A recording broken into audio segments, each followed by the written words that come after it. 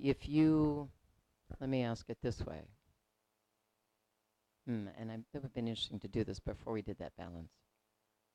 Think of a place where you really want to be or need to be an authentic communicator. Place where maybe you've had a little bit of an issue or a challenge or an opportunity, depending on what language you wish to use. Do you feel a little bit more comfortable, a little bit more confident than you did before you walked in? I'm getting a lot of head shaking yes. Okay. And if you were beginning to question it, let go of that and allow the process to continue. Because you can also disconnect from the process, so allow the process to continue. For those of you that shook your head yes, would you be open to sharing just a little bit as to what feels different? Yes, no? Okay. Thank you. Yeah, something that was wonderful was the resistance, the resistance to stepping into that.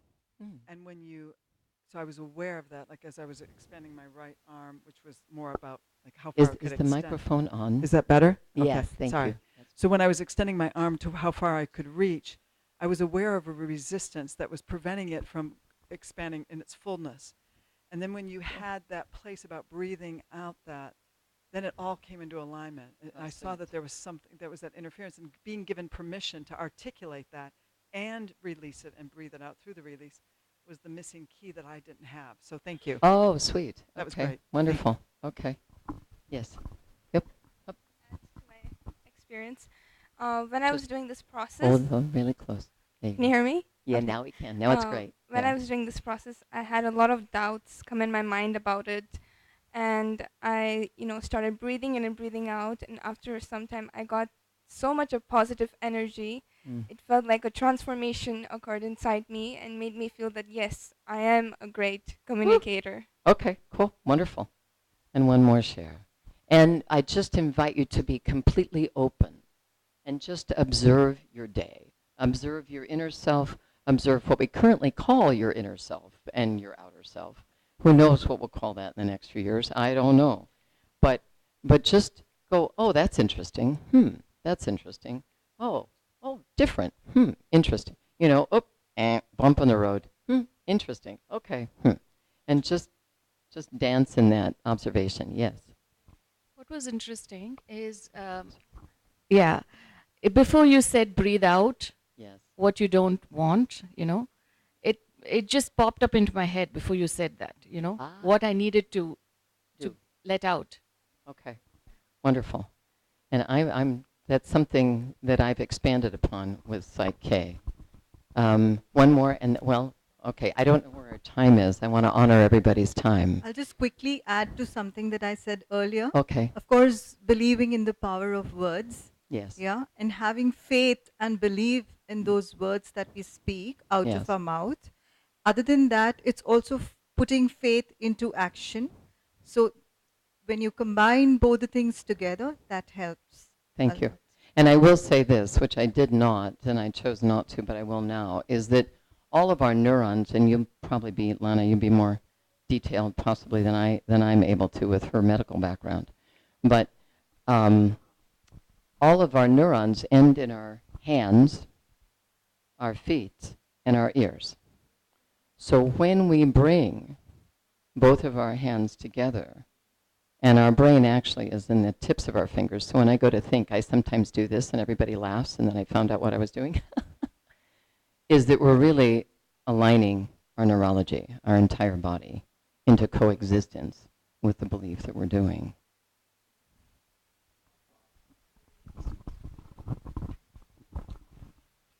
Even though I didn't do the exercise, I feel your energy empowering everyone here to have the permission to lead themselves. Thank you. And basically, there is a wonderful book called Future of the Leader 2. There is also a book called Global Citizens. Future of the Leader 2 talks a lot about really leadership is the collective.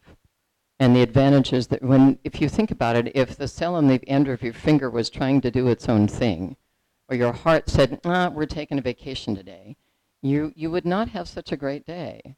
and very grateful that it's all working together. So we are parts of a larger body that are finally waking up to, oh my God, we're a caterpillar becoming the butterfly.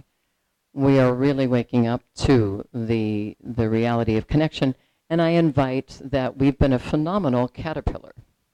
Some people say we've been in the dark. Well, you could say, well, what does a caterpillar do when it crawls in the cocoon?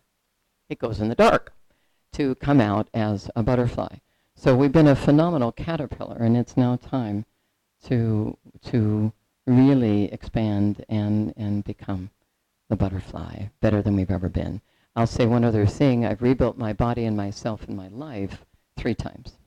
The last is from a head injury from a car accident. Words, shifting of beliefs. I've used Psyche. I've used many things. But this is a very simple thing to do. If you forget what I said, of course, there's a video that I think is going to be put up on the conference website. If you want to email me or you want to sign up for an email list, I don't sell your information.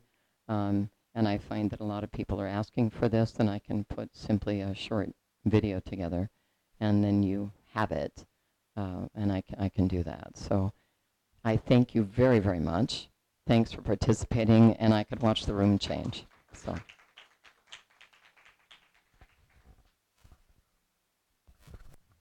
Thank you very much, Kim. That was awesome. Thank you very much. Wonderful. When I moved into public speaking, I was told one of the most daunting things to do is speak after somebody else. If the person is not too good, you're in trouble because the audience is half asleep. And if the person happens to be somebody like Kim, you're still in danger because comparisons would come in automatically. No comparisons, please, because she is fabulous. That's the word. Thank you very much once again, Kim. Right, I'm taking, yes, we can do that. Give her a hand. I'm taking a slightly different perspective. Lana here will come back and she'll talk more about the chemistry element in the whole thing. I'm going to talk about it from a layman's perspective, chemistry of leadership. I was telling Kim in the morning, we had a quick chat, and I was telling her that in my high school, I wanted to be a doctor, a medical practitioner. And in my high school, I chose biology, chemistry, and physics. Now, my chemistry was so very pathetic that I gave up on the idea of pursuing it any further, right? So that's the background that I have, which is why I'm going to avoid everything that is chemical. I'm not going to talk about it. What I'm going to talk about is the feeling that you generate and where do those feelings come from. You see, you like a few people, you come across somebody, you meet, you see a smile, a twitch in the eye, and you like the person, or you don't like the person, or you're neutral. And this, to my mind, happens primarily because it triggers certain chemicals in your body. And to my mind, again, there are only good feelings and bad feelings, good emotions and bad emotions. So there are only good chemicals and bad chemicals within the body. Now, when I meet you, and when I shake hands with you, that little touch that I get, that makes me feel good or bad or neutral. Neutral would mean that no chemicals are generated in the body. I honestly don't care. I might have a polite smile on my face and I might say, great meeting you, but that's about it. And I might forget your face immediately after that. But when I get a feel which is positive, when I say, great meeting you, I actually mean it. Now, what kind of chemical you generate within me defines as to what kind of equation I'm going to have with you. Right? Go back, look at your childhood. And every time you felt uncomfortable, you felt unhappy, you felt scared, who were you looking for?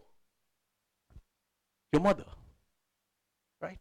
And you look for your mother more because you feel secure with her, you feel loved with her, and you feel cared for. Mothers are the greatest leaders. And I'm not saying this because I'm amongst some fantastic ladies here, but that's a fact of life. They're the greatest of leaders. And that's what, if you just juxtapose this thought onto leadership in various areas, that's what leadership is all about. Think of great leaders. You think of a Mahatma Gandhi, you think of a Nelson Mandela, you think of a Desmond Tutu, think of any one of these men, and you will know it's more about how they made their people feel.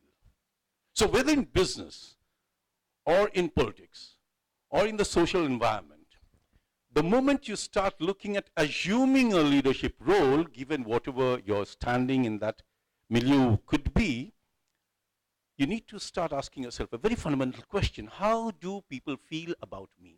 Or how do I make them feel about themselves? That's the first one. Now, what kind of chemicals am I triggering in your body is the question I need to ask myself. If I can make you feel secure, if I can make you feel happy, if I can make you feel comfortable, you're going to be with me, right? And we know of enough number of leaders for whom people would die and people would kill, and they have died and they have killed enough number of people across the globe over history, right? Now, if that is true, and if I have any intentions of leading people in any kind of situation, the first thing that I need to do is ask myself, how do I make them feel? Leadership is a lot more about feeling than it is about just vision and mission. That's what we keep talking about. Right? We have heard this often enough. And this has become so cliched, it's amazing, absolutely. Right? Everybody talks about goals and vision and what is that you're trying to achieve. Fantastic stuff. And we say people are driven because you give them a goal and you give them something fantastic to achieve.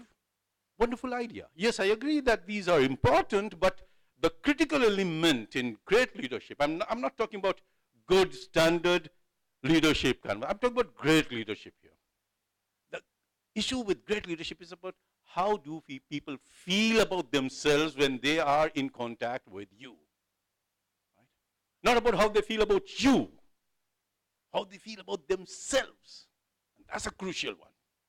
Now, I need to maybe go back, reflect, and think about how do I make people feel?